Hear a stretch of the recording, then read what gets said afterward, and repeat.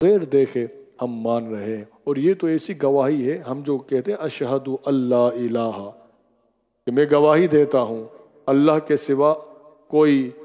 معبود نہیں، اشہد اللہ الہ الا اللہ وحدہ لا شریک لہ، کہ وہ اکیلا ہے، اس کا کوئی شریک نہیں، واشہد ان محمد عبدہ ورسولہ۔ یہ ہم جب پڑھتے ہیں، جو بھی دائرہ اسلام میں داخل ہوتا ہے تو اس کلمے سے ہوتا ہے،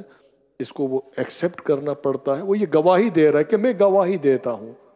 اب بات یہ ہے کہ شریعت نے ایک طرف ہمیں یہ مزاج دیا ہے کہ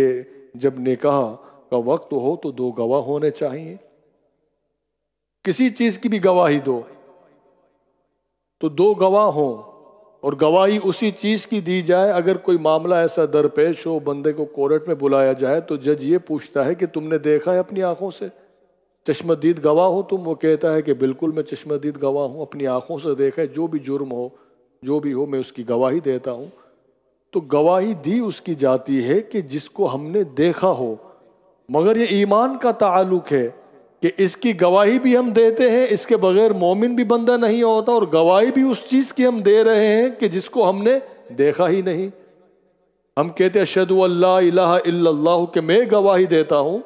خدا وحدہ لا شریک ہے،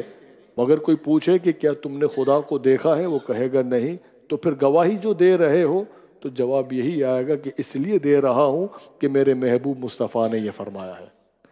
کہ حضور کے کہنے پر ہماری یہ گواہی ہے۔ ہم گواہی دیتے ہیں کہ سرکار نے فرمایا ہے کہ خدا وحدہ لا شریک ہے، وہ اکیلا ہے، اس کا کوئی شریک نہیں، اور وہی سب کا معبود ہے، وہی سب کا خالق ہے۔ جب ہم ان باتوں کو، اور حضور صلی اللہ علیہ وآلہ وسلم اللہ تعالیٰ کے آخری رسول ہے، اب ان کے بعد کوئی دوسرا نبی بھی نہیں آ سکتا، اللہ تعالیٰ نے نبوت ان پر ختم کر دی۔ اب کوئی نبی ان کے بعد اگر کوئی اعلان کرے نبوت کا، کوئی نبی بننے کی کوشش کرے تو وہ دجال ہے۔ حضور نے فرمایا کہ میرے بعد 30 دجال ہوں گے جو نبوت کا، جھوٹی نبوت کا جو دعویٰ کریں گے، جن میں سے کچھ آ چکے ہیں اور کچھ ابھی بھی آئیں گے، کہ جو جھوٹی نبوت کا دعویٰ کرے۔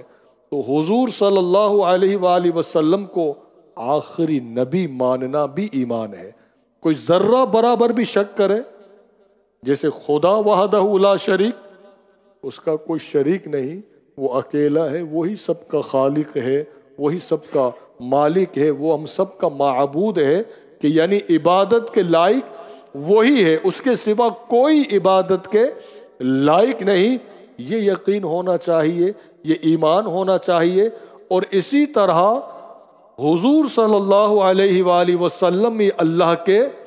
آخری رسول ہیں، ان کے بعد اب کوئی دوسرا نبی نہیں آ سکتا۔ اگر کسی نے ایسا دعویٰ کیا، جیسے کچھ ہیں اس دور میں بھی، کچھ قادیانی ایک فرقہ ہے، اور ایسا خطرناک فرقہ ہے کہ جن کی کوئی شناخت نہیں ہے، کوئی پہچان نہیں ہے جن کو ہم پہچان سکیں۔ ہر فرقے کی اپنی کوئی پہچان ہوتی ہے، مگر اس فرقے نے اپنی کوئی پہچان ہی نہیں رکھی، اپنے آپ کو ایسا انڈر کور رکھا ہوا ہے، چھپا کے رکھا ہوا ہے۔ ان کا عقیدہ کیا ہے؟ معاذ اللہ، وہ حضور صلی اللہ علیہ وآلہ وسلم کے بعد بھی وہ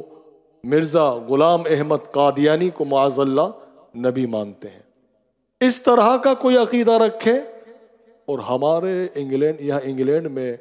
اسپیشل لندن میں، تو ایسے نوجوان ہیں کہ وہ دین کی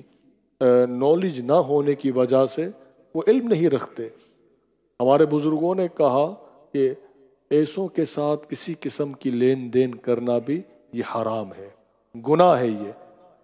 جس نے نبی صلی اللہ علیہ وآلہ وسلم کی نبوت کے بعد کسی اور نبی کو ماننے کا ذرہ برابر بھی سوچ لیا، وہ تو ایمان سے گیا۔ تو ایسوں سے بچنے کا حکم ہے، اور کتنا بچنے کا حکم ہے حضرات گرامی۔ میں دوسرے فرقوں کی بات نہیں کر رہا، میں خاص طور پر وہ کہ جنہوں نے حضور صلی اللہ علیہ وسلم کی نبوت کے بعد اگر کوئی کہے، کیونکہ یہ وہ فرقہ ہے کہ جس پر تمام مکاتب فکر کا اتفاق اجماع ہے کہ یہ دائرہ اسلام سے خارج ہے، صرف اس لیے کہ हुजूर सल्लल्लाहु अलैहि वसल्लम की शान में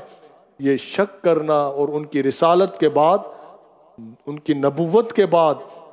ये एक्सेप्ट करना, ये कहना कि दूसरे नबी भी आ सकते हैं, इस वजह से सबका इस पर इजमा है, इत्तफाक है, इस पर सब एक हैं कि ऐसा शख्स दायरा इस्लाम से खारिज है। मदीने से बोलावा